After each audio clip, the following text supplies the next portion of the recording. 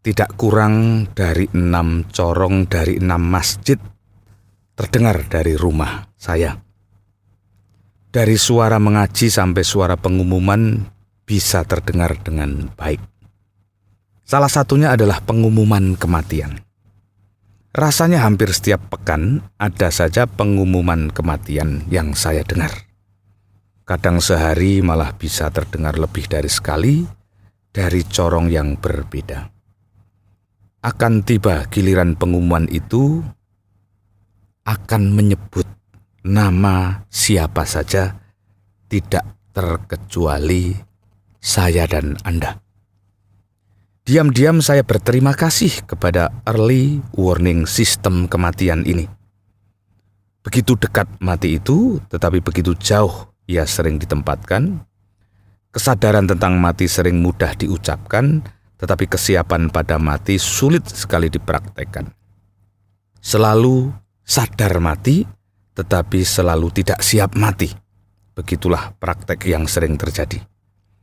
Mudah sekali mengatakan dengan gaya sok bijak, saya sudah tua, tinggal menunggu waktu. Tetapi sulit sekali bagi si merasa tua itu untuk benar-benar siap mati. Mudah cara mengukur kejujurannya. Jika ia pemilik tanah, geser saja patoknya. Jika ia politisi, ganggulah karir politiknya. Jika ia pebisnis, ganggulah keuntungannya. Tidak perlu benar-benar mengganggu, cukuplah pura-pura mengganggu. Maka lihatlah reaksinya. Adakah reaksi mereka menunjukkan pihak yang benar-benar membuktikan kearifan seorang yang siap mati, atau sebaliknya? Begitu sengit segala sesuatu dipertahankan, soal-soal yang sejatinya remeh dan mudah dilupakan, dan itulah yang jamak menjadi sumber pertengkaran.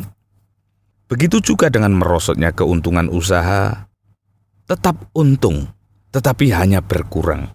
Itu pun telah cukup membuat seseorang murka sampai lupa bahwa sesungguhnya ia sedang beruntung.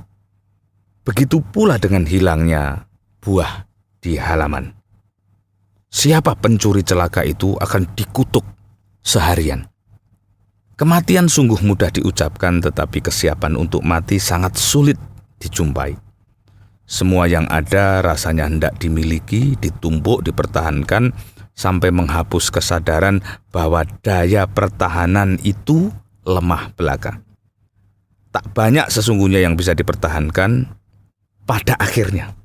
Tetapi pada prakteknya apa saja rasanya ingin dipertahankan.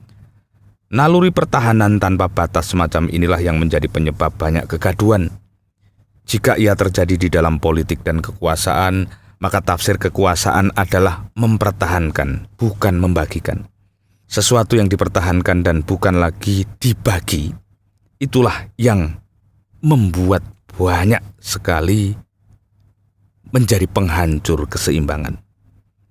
Lalu akan ada izin yang salah tapi diberikan, ada pelanggaran yang dibiarkan, dan ada kekeliruan yang dilegalkan. Apa ujung dari semua itu?